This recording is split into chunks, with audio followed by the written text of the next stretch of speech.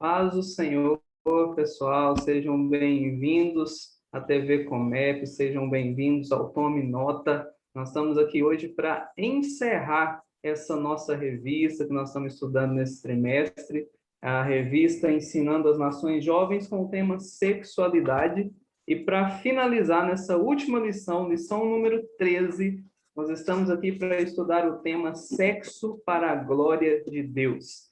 E estamos aqui com o pastor Fabrício Tarles, né, escritor dessa lição. E aí, Muito Pedro, boa bem-vindo, noite. obrigado por estar aí com a gente. Amém, obrigado. Natanael, Diácono E aí, Natanael. galera, tudo Marcos, abençoado, está aqui com a gente mais uma vez. Larissa, seja bem-vinda.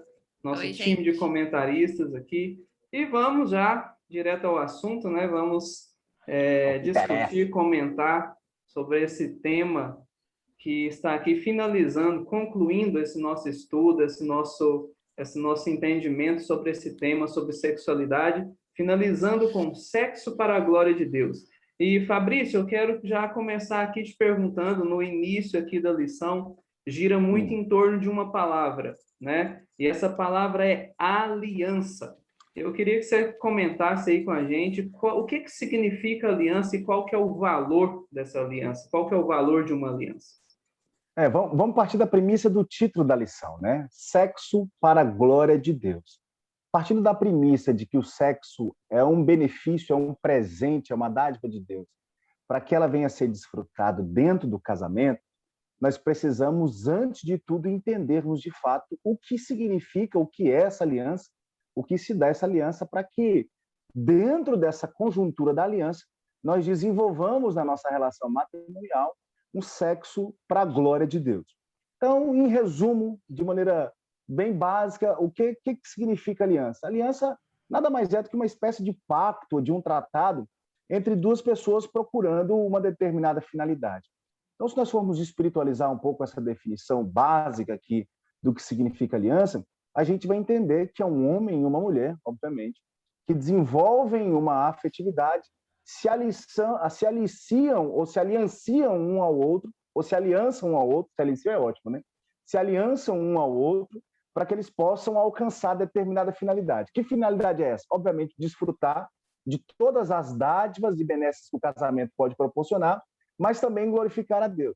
Então, a gente tem a contrapartida dos tempos da modernidade, onde os relacionamentos são tão líquidos, onde todo mundo se divorcia de maneira muito fácil, muito objetiva.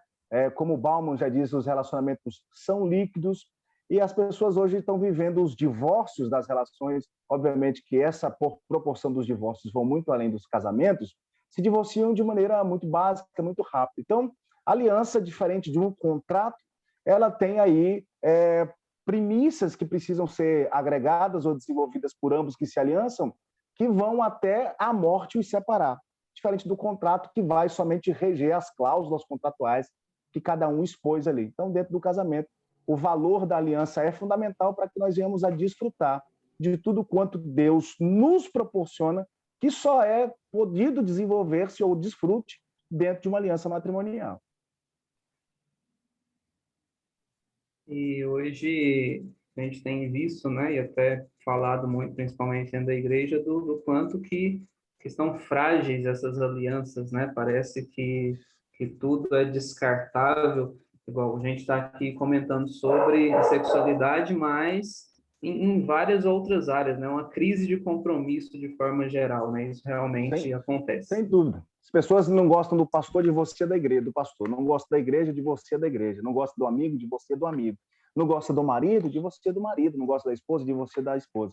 Então, nós somos tão rasos nos nossos relacionamentos que a gente não tem a premissa de levar esse aliançamento, essa fidelidade dentro dessa aliança, até as últimas consequências. A gente prefere abrir mão da tentativa de fazer as coisas funcionarem e darem certo. Parece que nós estamos dentro de um contrato nas nossas relações de maneira geral, porque se as cláusulas dos contratos não forem cumpridas, então o contrato está desfeito, né? Diferente aí da ideia de uma aliança que precisa ter essa responsabilidade e esse comprometimento, como nós escrevemos na lição, irrestrito, né? Que vai até, de fato, com essa lealdade até a morte.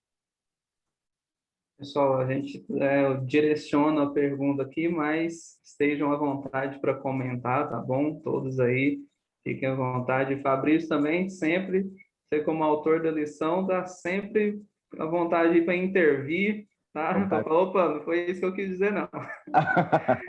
Marcos, a gente seguindo aqui, né, no assunto da lição, a gente vê hoje que existem caminhos alternativos propostos aí pelo mundo em relação ao padrão de vida que Deus tem para nós, né? Especificamente nessa área. Quais são esses caminhos alternativos e qual a consequência deles? Paz, Senhor, a todos mais uma vez. Muito bom estar aqui com todos vocês.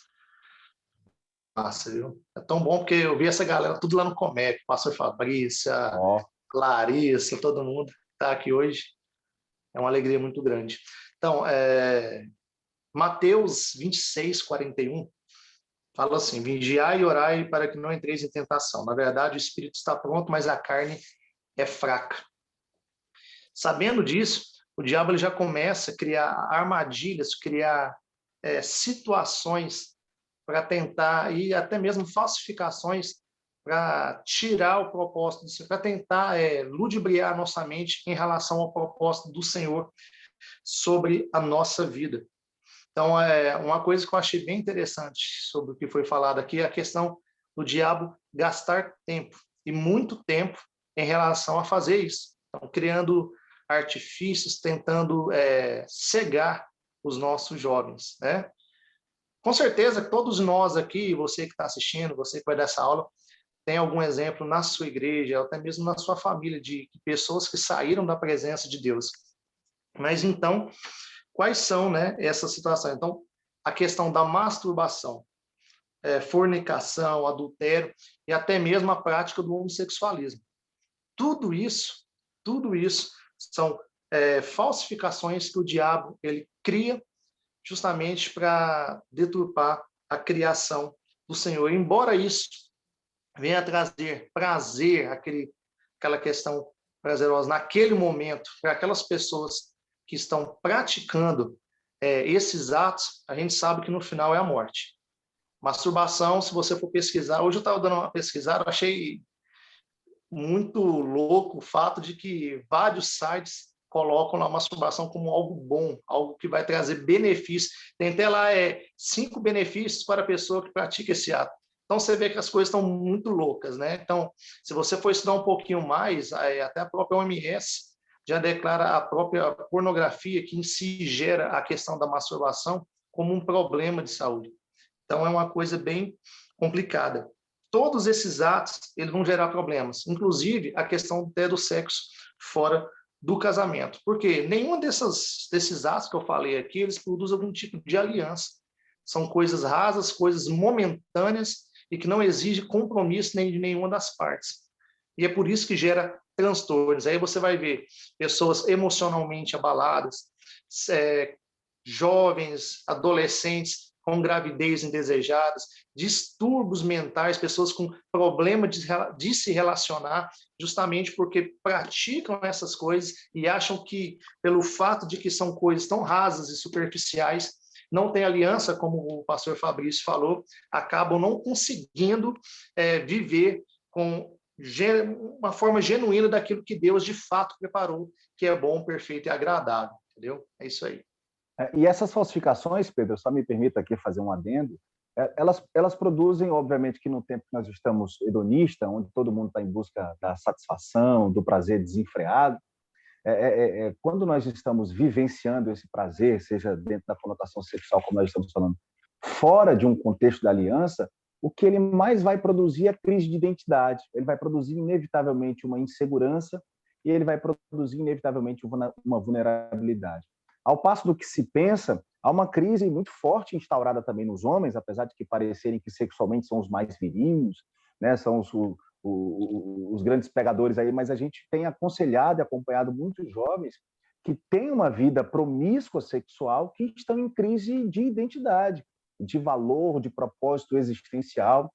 Então, quando você, por exemplo, uma mulher que ela desenvolve uma relação sexual fora de uma aliança, né, de fato afetiva e marital, ela vai se sentir inevitavelmente vulnerável a longo prazo, porque o que pode ocorrer, como tem ocorrido, é ser fruto de objeto. Ela é só um desejo, é só um momento, ela talvez se sente usada, não se sente valorizada. Do mesmo passo ao homem, talvez ele está ali em busca de algo que não necessariamente seja o sexo, mas ele aplica ao sexo as suas carências e as suas lacunas existenciais, e a única coisa que depois de todo o prazer desenvolvido ali por momentâneo que seja, o que vai ser instaurado no seu coração é um vazio aumentado em razão de ter buscado o preenchimento necessário naquilo que talvez não deveria ser o foco. Então, a gente está vivendo uma geração tão hedonista que pelo prazer está valendo tudo. E tudo fora de uma aliança, ao passo de produzir vida, produz morte. Larissa, com o tempo, né, principalmente nas últimas décadas, e a gente vê que ultimamente essa mudança de pensamento, essa transformação de cultura tem sido ainda mais rápida. Com o tempo, a gente viu uma mudança de conceito, de valores, de princípios em relação ao sexo, né? Que antes era um assunto proibido, talvez um tabu, e cheio de regras, né? De fundamentos, e hoje já está diferente. Comenta aí para a gente sobre essa mudança no decorrer do tempo, da cultura e da mentalidade em relação a isso. Boa noite, pessoal. Boa noite. É bom estar aqui falando com vocês, né? A gente for estudar a história, assim, né? Se a gente for pegar quando começaram essas mudanças, a gente vai lá para a década de 60, né?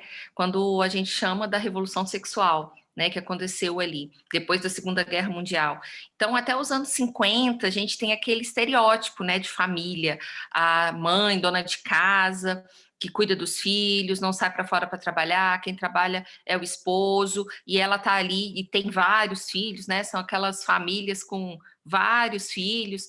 Então, com a revolução sexual que aconteceu na década de 60, principalmente por causa da criação, né, da pílula anticoncepcional, as mulheres começaram a deixarem essa sensação, essa ideia de que o sexo é apenas para reprodução e que às vezes que só era dentro do casamento realmente, para mudar a concepção de liberdade, né? Então eu posso fazer sexo quando eu quiser, porque eu não vou engravidar, não vai ter problema, eu não preciso fazer sexo somente para reprodução, o sexo é para o meu prazer também, e isso envolve não só as mulheres, mas também os homens, né?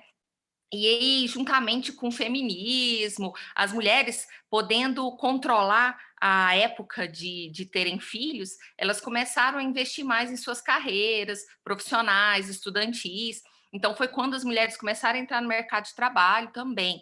Então, assim, isso tudo começou lá na década de 60, aí vieram movimentos como o movimento dos hips, o Woodstock, sexo livre. Além disso, se a gente for pegar também a parte histórica, né, foi bem próximo ali do fim da Segunda Guerra Mundial. Então, o lema de faça amor, não faça guerra, né? A gente viu muito isso, né, na história, porque eles queriam, era uma forma das pessoas não repetirem o que a geração anterior fez, né, de guerra e tudo. Então, elas começaram a usar o amor, né? Vamos fazer amor e não fazer guerra.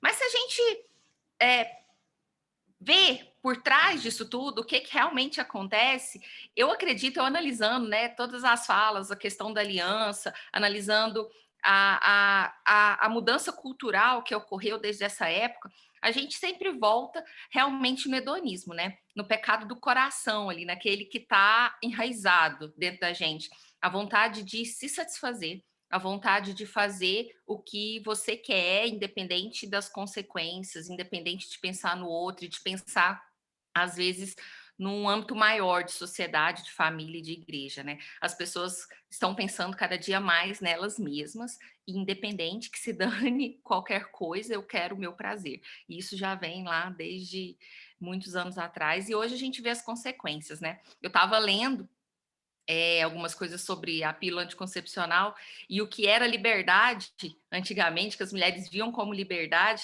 naquela época, hoje elas já estão vendo como escravidão. Muitas não querem usar mais pílula anticoncepcional, se querem ficar livres de hormônios e tudo, né? Então, como às vezes aquilo que pensavam que era bom, na verdade não é tão bom assim, né? Então, a gente viu essa mudança ao longo dos anos e agora e sempre está mudando na cultura, né? A questão agora das relações homoafetivas, dessas mudanças culturais aí, que continua, né? De que sexo é livre, independente. Existem muitas pessoas que defendem que sexo é como se fosse uma questão biológica. Então, por exemplo, do mesmo jeito que eu preciso comer, do mesmo jeito que eu preciso fazer minhas necessidades, eu preciso de sexo. Então, eu posso fazer em qualquer hora, eu posso fazer com qualquer pessoa, é como se fosse uma relação, é como se fosse algo natural. Então, assim, a gente está vendo como que está cada dia mais deturpando essas questões e esses pensamentos, né? O que está realmente longe do que Deus criou. E diante disso tudo, né? Eu acho muito importante essas lições que nós aprendemos, eu acho muito importante principalmente essa lição, né? Para a gente voltar para o eixo, aquilo que estava sendo desviado, a gente voltar para o caminho e ver o que realmente Deus queria com o sexo quando foi criado. Essa revolução começa em 60 e parece que não acaba nunca, né?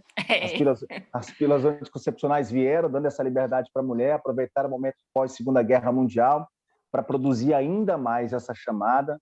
Eles desconfiguram agora aquilo que tinham-se como padrão, né? O homem, a mulher e os filhos. As mulheres agora, com o advento da pílula anticoncepcional, encontram liberdade, como a Larissa bem falou aí, para terem a sua relação sexual sem a necessidade da maternidade.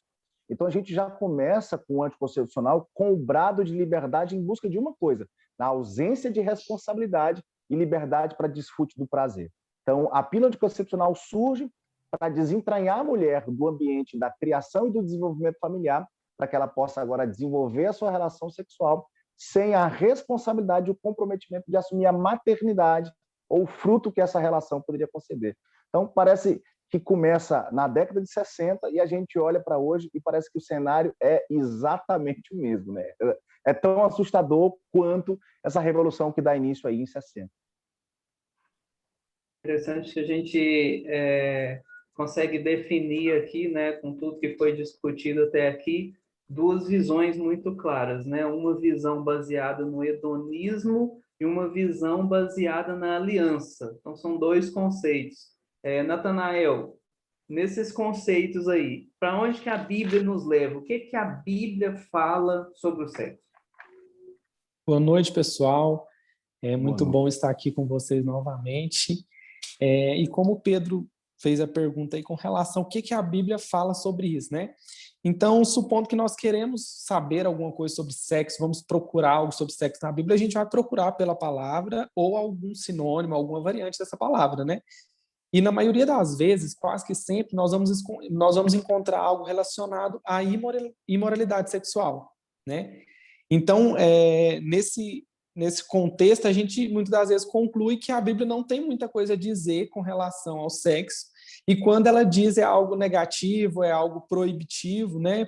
Proibido, mas isso não é verdade, né? Se a gente pensa dessa forma, a gente está com uma conclusão muito precipitada e muito superficial com relação ao que a Bíblia fala sobre o sexo, né? Porque ela, muitas das vezes, não vai falar muito diretamente, mas nós temos muitos exemplos, e o pastor Fabrício colocou aqui, e eu achei muito bacana, muito muito aberto, né, para todos nós entendermos isso. Nós vamos achar de diversas outras formas a Bíblia falando, e nós podemos encaixar o sexo nisso, né?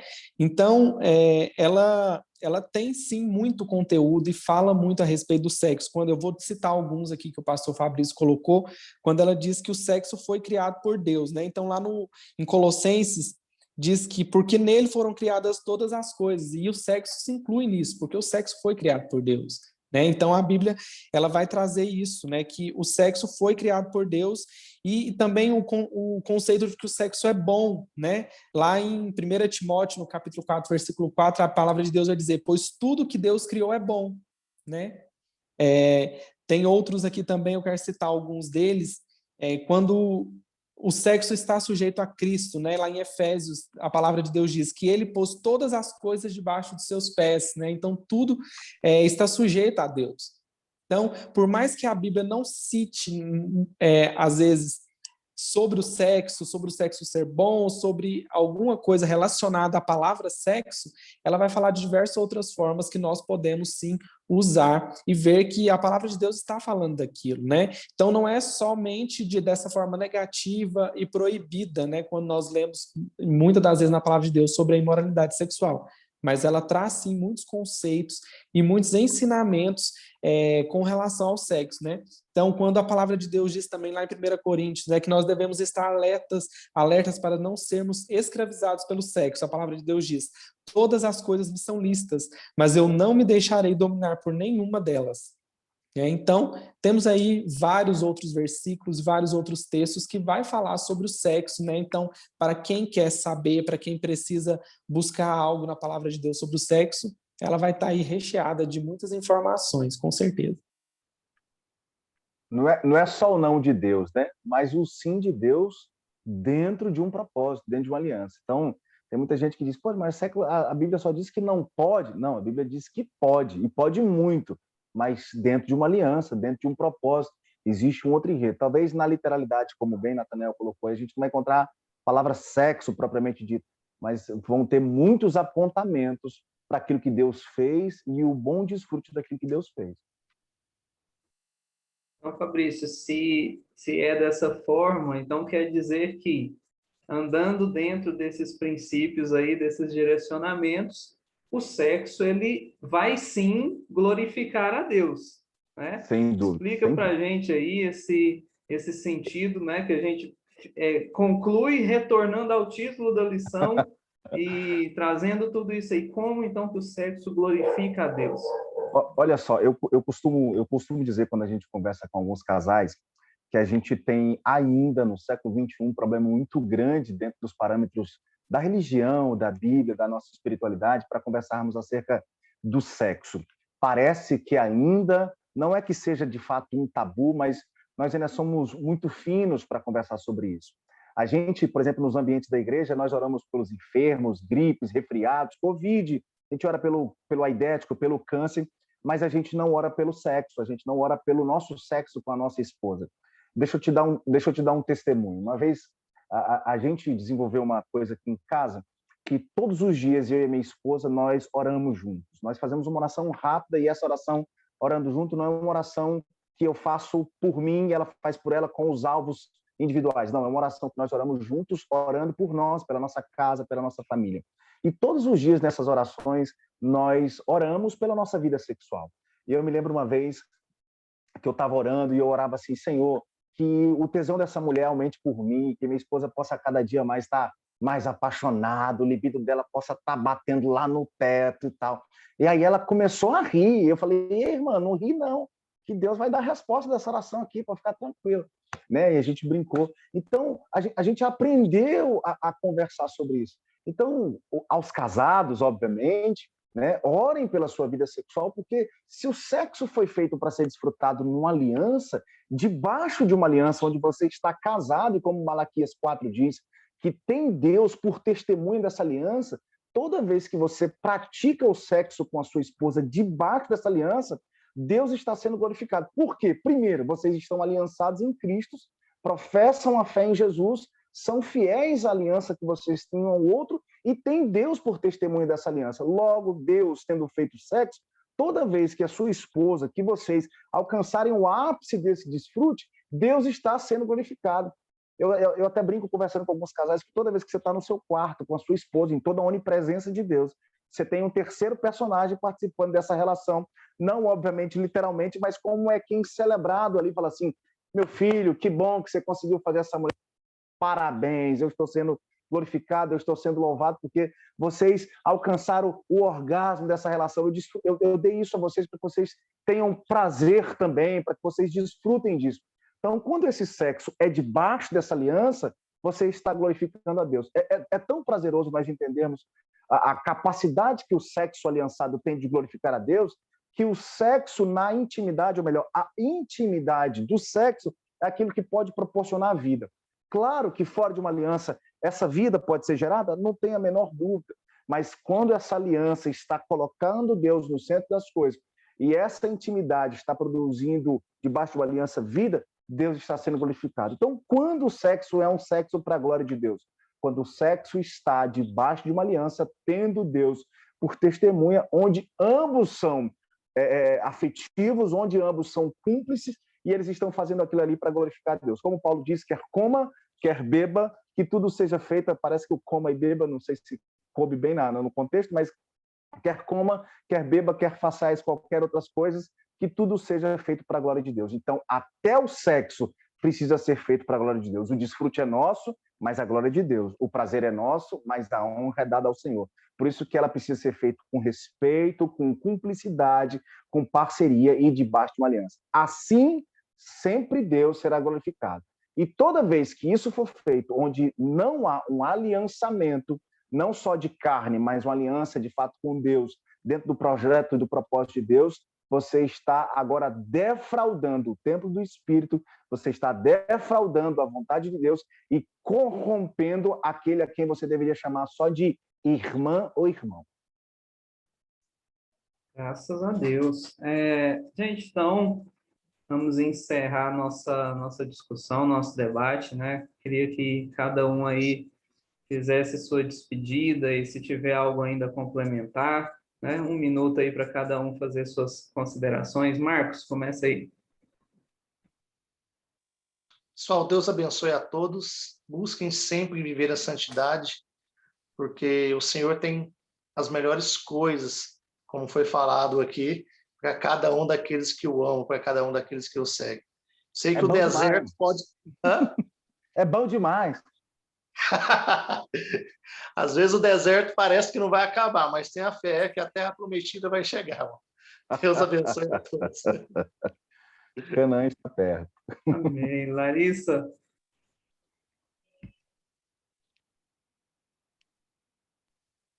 Aí, pronto. Meu som estava desativado aqui, gente. A gente tem, infelizmente, né? A gente foi criado assim com esse negócio de que existem coisas espirituais e existem coisas que não são espirituais. E a gente precisa desmistificar isso dentro da cabeça da gente. Como o pastor Fabrício falou, né? Tudo é para a glória de Deus. Tudo que a gente faz, se a gente come, se a gente bebe, se a gente brinca com alguém, se a gente estuda, se a gente trabalha e se a gente faz sexo, né? Dentro da aliança, dentro daquilo que Deus que a gente faça, né? É bênção. Então, para aqueles que são casados, desfrutem dessa bênção que Deus deu para vocês. E para aqueles que ainda não são, e que têm o dom do casamento, isso que eles esperar, né? Esperem, mas vai chegar a hora. Fiquem com Deus. Natanael. Acho que é isso aí, como já foi falado aqui, né? Nós devemos ter sempre esse entendimento que tudo que nós fazemos é para a glória de Deus, né? E com o sexo é da mesma forma. Então, que você tenha primeiramente esse entendimento, né? Se você está, como o pastor Fabrício muito bem colocou, debaixo, dentro da aliança, esse sexo ele vai ser para a glória de Deus e tudo aquilo que nós fizermos também, nós precisamos colocar isso como princípio, né? Que é para a glória de Deus. E como já foi dito também, que os casais, né, possam desfrutar dessa bênção maravilhosa que o Senhor, que Deus criou e deixou para nós, né? E para os que não são, aguarde aí um pouquinho, continue orando firme, porque você também vai poder desfrutar, vai passar. Que Deus abençoe a cada um aí, foi um prazer estar com vocês mais uma vez. Amém. Fabrício, já parabenizando aí pela lição e agradecendo pela disponibilidade de estar aqui com a gente. Suas considerações. Gente, que ciclo maravilhoso, né? Encerramos aí 3 lições, um ciclo precioso, falamos sobre mais diversas áreas aí sobre a nossa sexualidade, a sexualidade humana, finalizando aqui no Sexo para a Glória de Deus. Obrigado aí, meus amigos, aí pela companhia nesse momento tão precioso que nós tivemos aí de edificação mútua. O meu conselho para você, jovem, para você, professor, continue buscando a santidade, continue glorificando a Deus com a sua vida. Se você está casado, desfrute do sexo da melhor maneira possível, converse muito com o seu marido, com a sua esposa, para que tudo isso seja feito, Deus sendo glorificado, Deus sendo honrado, Lembre-se sempre que Deus está sempre aplaudindo vocês na sua relação sexual, se vocês estão fazendo isso de fato para a glória de Deus. Não se esqueçam que vocês servem a Deus e que o sexo também é espiritual.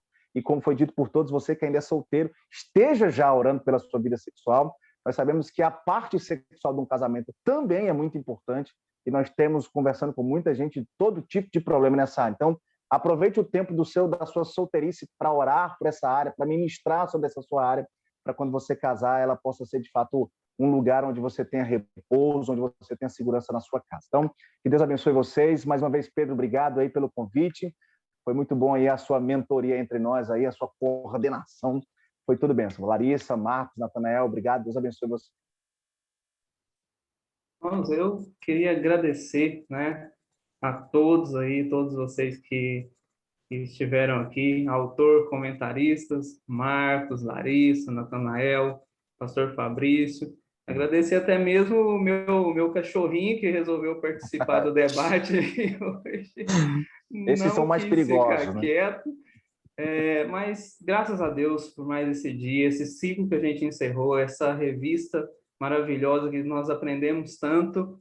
Então, obrigado a você que está nos assistindo, a você que participou aí desse aprendizado. Espero que tenha servido de muita edificação para a vida de todos. E semana que vem não é a mesma revista, mas nós teremos novidades. Então, continue ligado que nós vamos estar seguindo aí nessa bênção, nessa edificação. Nós vamos seguir aprendendo a palavra de Deus. Fique ligado que em breve teremos novidades aí. Fique com Deus, um abraço a todos, que Deus abençoe a nossa vida, que Deus abençoe a sua vida, todos vocês que estão nos assistindo, todos que participaram aí durante essas 13 lições, os comentários, os autores, que Deus continue nos abençoando e nos sustentando. Até a próxima.